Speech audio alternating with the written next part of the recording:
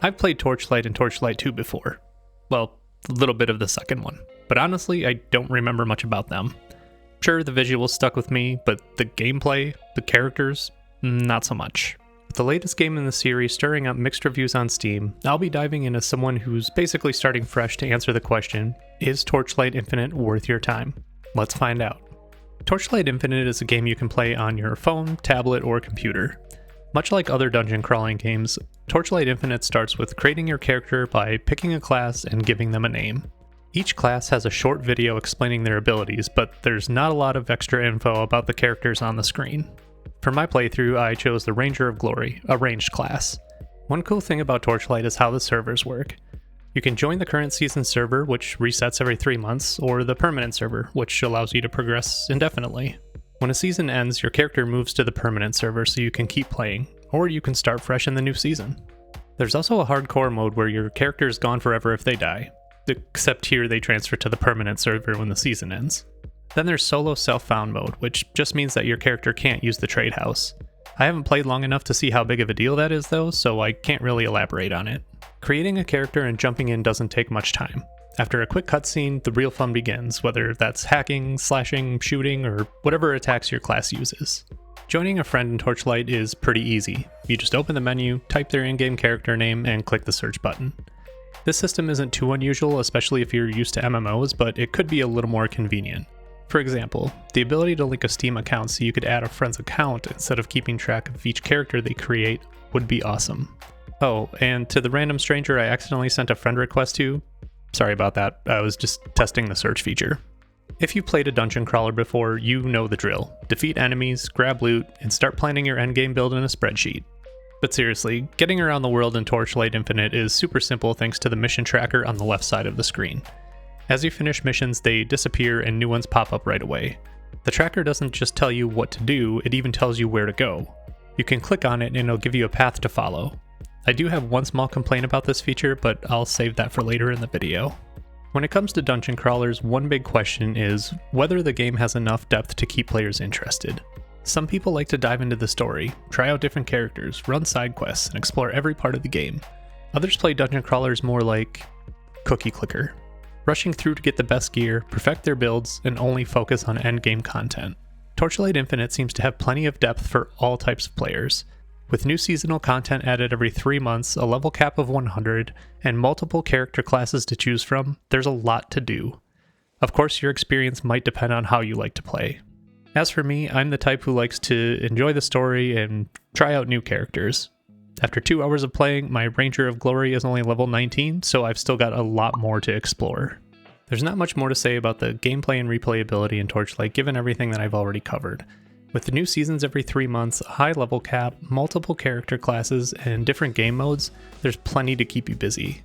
On top of that, each class can be customized in different ways, so there's always something new to try.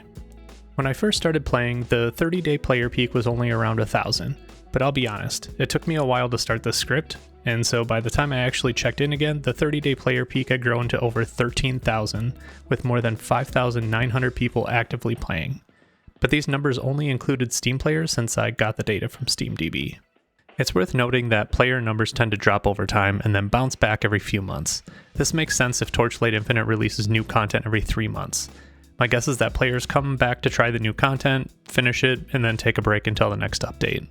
The pattern doesn't perfectly line up with that though, because sometimes it does stretch to about 4 months. Either that or maybe the developers can't get updates out exactly on the 3-month mark.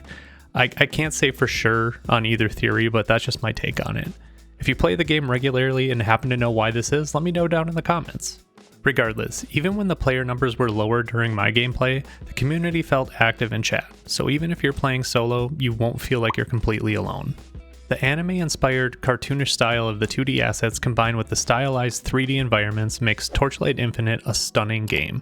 Every area feels carefully crafted, and the seamless flow between missions keeps the gameplay moving smoothly.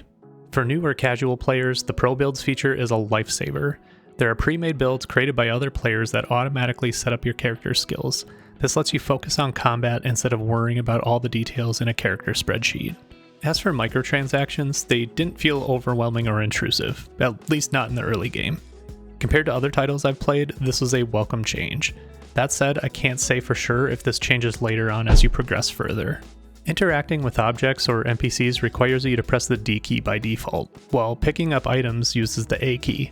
This can be a bit annoying since you're using two different keys for interactions. The only reason I can think of this setup is to prevent accidental item pickup when you're near an object, portal, or NPC. Still, it seems unnecessary since you can just recycle unwanted items in your inventory anyway. This next point isn't really a dislike, it's more of a personal preference, but I think it's something worth mentioning. When you click the mission tracker, it shows the path on the ground, but the path doesn't lead all the way to the mission marker on the map. I'm not sure how this works exactly, but it seems like either the path is incomplete or it disappears after a set time. In other MMOs and RPGs, I've appreciated having the full path so I always know where I'm going. However, I do get that some players prefer no markers. It's something that's going to come down to your taste. The first time I played the game, I couldn't figure out how to close it. Eventually, I gave up and used Alt F4. After searching online, I figured out how to exit properly, and I have to say, it's one of the worst UI designs I've seen. You have to open the settings menu, click Other, and then scroll down to find the logout option. Something as basic as exiting a game shouldn't be this hard. As you explore levels, most enemies are super easy to defeat with one hit. Some tougher mini-boss style enemies take more effort but are still manageable. However, when you reach the level's final boss, the difficulty spikes dramatically. While bosses are supposed to be harder, most games make standard enemies tougher as you progress, which wasn't the case here. This gives the player a false sense of accomplishment and then completely destroys them. There's a lot to learn in this game. You need to level up different types of abilities and paths, but it's not always clear how they work. For new players, it can feel overwhelming.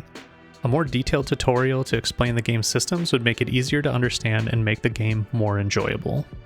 Lastly, the voice acting in this game feels cheesy. It seems like they are going for a classic RPG style of audio with characters being overly dramatic in their delivery. But instead of sounding believable, it sounds like a friend reading lines about the fate of Ember technology without much emotion. To be fair, not all the voice acting is bad, but enough of it stands out to be noticeable. I traveled alone to the Dwarven Kingdom by orders from the benevolent Archbishop Derek to complete a task he asked of me. But I soon realized that the dwarves here are absolutely irrational. In my opinion, Torchlight Infinite is just as fun as the other games in the series, at least from what I can remember. It offers a wide variety of characters, giving you plenty of ways to play. The early game progression feels smooth and satisfying, and the art style makes the game absolutely stunning. Dungeon crawlers fall into a unique category for me. I really have to be in the mood to play them. It's the same with MMOs, puzzle games, and a few other genres, but when that mood hits, I'm definitely coming back to Torchlight Infinite to continue my journey as a Ranger of Glory. Sorry, Diablo. Overall, Torchlight Infinite offers a solid experience with plenty of depth, a variety of characters, and an art style that makes the game visually stunning. The progression is enjoyable and the community feels active, even if the player numbers can dip from time to time. While there are a few small annoyances, like the need for different keys for interactions and the quirky mission path system, these don't take away from the fun. Plus, the game's Pro Builds feature is a great way for new players to jump in the action without having to worry too much about character setups. That's why Torchlight Infinite gets a score of 8 out of 10, placing it in A tier. If you're thinking about trying Torchlight Infinite, I've added links to the store pages in the description. If you like this video or agree with the A tier rating, please hit the like button. If you have a free-to-play game in mind that you'd like me to review, or you plan to play Torchlight Infinite, let me know down in the comments. Also, don't forget to click the video link on your screen, because the next game might be your new favorite.